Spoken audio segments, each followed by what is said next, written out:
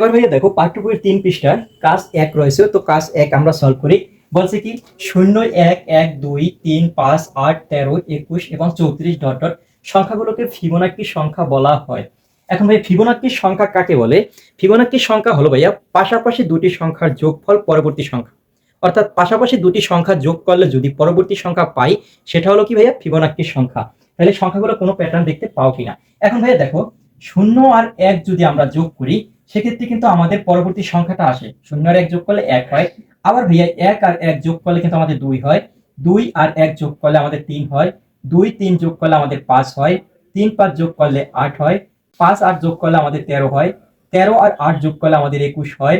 21 আর 13 যোগ করলে আমাদের 34 হয়। তাহলে ভাইয়া কি এটা হলো কি আমাদের ফিবোনাক্কি সংখ্যা, মানে পাশাপাশি দুটি সংখ্যার যোগফল পরবর্তী সংখ্যা। এখন তাই পাঠ্য বইতে লেখা আছে, লক্ষ্য করি 2 পাওয়া যায় এর পূর্ববর্তী দুটি সংখ্যা যোগ করে। মানে এই যে আমরা 2টা পেয়েছি, এর পূর্ববর্তী দুইটি সংখ্যা যোগ করে কিন্তু আমরা 2টা পেয়েছি। যেমন এখানে দেখানো আছে 1 আর 1 যোগ করে আমরা কিন্তু 2টা পেয়েছি। 3টা কিভাবে পেয়েছি? 3 পাওয়া যায় এর পূর্ববর্তী দুটি সংখ্যার যোগফল করে। যেমন 1 আর 2 যোগ করে কিন্তু আমরা এখানে 1 আর 2 যোগ করে আমরা 3টা পেয়েছি। আবার ভাই প্রত্যেকটা দেখায় নাই, এই যে 21টা দেখাইছে, যে 21টা পেয়েছি কিভাবে? তাহলে 21 পেয়েছি এর পূর্ববর্তী দুটি সংখ্যা, যেমন 8 আর 13 আমরা যোগ করে কিন্তু 21 পেয়েছি। এখন ভাই এখানে বলছে কি পরবর্তী 10টি ফিবোনাক্কি সংখ্যা বের করো, বইতে দেওয়া আছে। তাহলে এখানে আমাদের মোট আছে কয়টি? 1 2 3 4 5 6 7 8 9 10। তাহলে 10 পর্যন্ত আমাদের ফিবোনাক্কি সংখ্যা দেওয়া আছে। এখন তাহলে পরবর্তী 10টা যদি বের করতে বলে তাহলে আমাদের 11 থেকে 20 পর্যন্ত 10টি হয়, আমরা সেটা বের করব। তাহলে এখানে আমরা নিচে লিখি, অতএব 11তম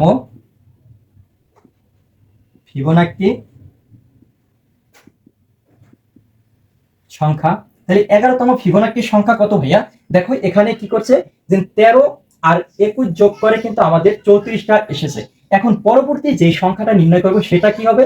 21 আর 34 যোগ করে যে মানটা পাবো ভাইয়া, ওইটা কিন্তু আমাদের পরবর্তী মানে 11তম ফিবোনাক্কি সংখ্যা। তাহলে আমরা এখানে লিখতে পারি কি? আমরা লিখতে পারি 21 যোগ 34 ইজ ইকুয়াল টু 55। এটা হলো কি আমাদের ভাইয়া পরবর্তী ফিবোনাক্কি সংখ্যা।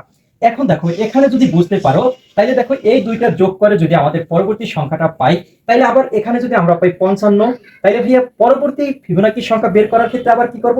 এই 34 আর 55টা যোগ করলে কিন্তু আমাদের পরবর্তী সংখ্যাটা বের হবে। তাহলে ভাইয়া সহজ নিয়ম কি, এখানে এই পাশে মানে সমান সমান ইজ ইকুয়াল টু একটা বের করার পরে এই যে সমান সমানের সাথে দুই পাশে যেই মানটা আছে এই মানটা প্রতি ক্ষেত্রে যোগ করলেই পরবর্তী ফিবোনাক্কি সংখ্যাটা পাওয়া যাবে।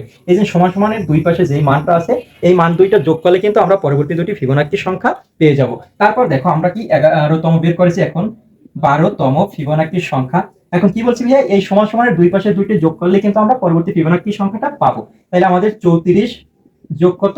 55। তাহলে 34 আর 55 যদি যোগ করি তাহলে আমাদের রেজাল্ট আসে 89।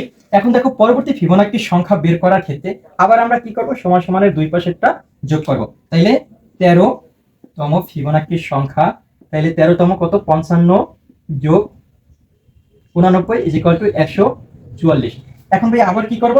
এই যে পরবর্তী দুইটি সংখ্যা মানে সমান সমানের দুই পাশেরটা আমরা যোগ করব। তাহলে 14তম ফিবোনাক্কি সংখ্যা হবে কত ভাইয়া? 14তম হইছে 89 যোগ 144 ইজ ইকুয়াল টু হয় 233। তাহলে ভাই আবার কি করব? এই দুইটা আমরা যোগ করব। তাহলে এই দুইটা যোগ করলে দেখো 15তম ফিবোনাক্কি সংখ্যা হবে কত? 144 যোগ 233 ইজ ইকুয়াল টু 377। আবার কি করব? এই দুইটা আমরা যোগ করব, তারপর লিখব 16তম ফিবোনাক্কি সংখ্যা ইজ ইকুয়াল টু, তাইলে 233 যোগ হবে 377 ইজ ইকুয়াল টু আমাদের রেজাল্ট আসে 610। এখন ভাই আবার পরবর্তী ফিবোনাক্কি সংখ্যা 17তম ফিবোনাক্কি সংখ্যা ইজ ইকুয়াল টু কত ভাইয়া? এই দুইটা আমরা যোগ করি, 377 যোগ 610, তাহলে আমাদের হয় 987। তাহলে আবার এই দুইটা ভাই আমরা যোগ করি, 18তম ফিবোনাক্কি সংখ্যা। তাহলে 18তম আবার কি 610 যোগ ভাইয়া কত? 987 ইজ ইকুয়াল টু আমাদের রেজাল্ট আসে 1597। তাহলে ভাই আবার পরবর্তী সংখ্যা 19তম ফিবোনাক্কি সংখ্যা। তাহলে এই দুইটা আবার ভাইয়া এই পাশের এই দুইটা আবার কি করব? আমরা যোগ করব। এই যে প্রত্যেক ক্ষেত্রে আমরা দুইটা কিন্তু যোগ করেছি, সমান সমানের দুই পাশে দুইটা যোগ করেছি। তাহলে এখানে আবার কি করব? আমরা যোগ করব। তাহলে 987 যোগ 97 ইজ ইকুয়াল টু 2584। তাহলে ভাইয়া আবার কি করব, এই দুইটা আমরা যোগ করব। তারপরে দেখো 20তম ফিবোনাক্কি সংখ্যা 19-এর পরে আমরা এখানে লিখি ভাইয়া 20তম ফিবোনাক্কি সংখ্যা, এই 19-এর পরে আমরা সামনে লিখি 20তম ফিবোনাক্কি সংখ্যা কি, এই দুইটা আমরা যোগ করব।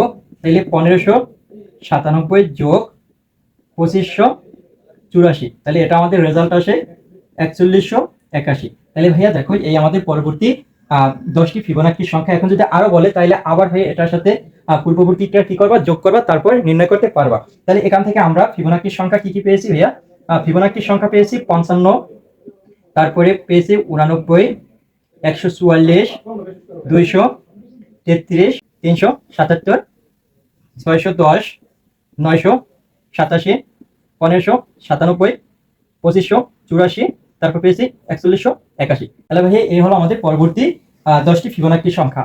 আশা করি এই টপিক থেকে ভাই আর কোনো প্রশ্ন নেই। তারপরে যদি প্রশ্ন থাকে অবশ্যই আমাকে কমেন্ট করবে, আরো ক্লিয়ার ভাবে বুঝিয়ে দেবো।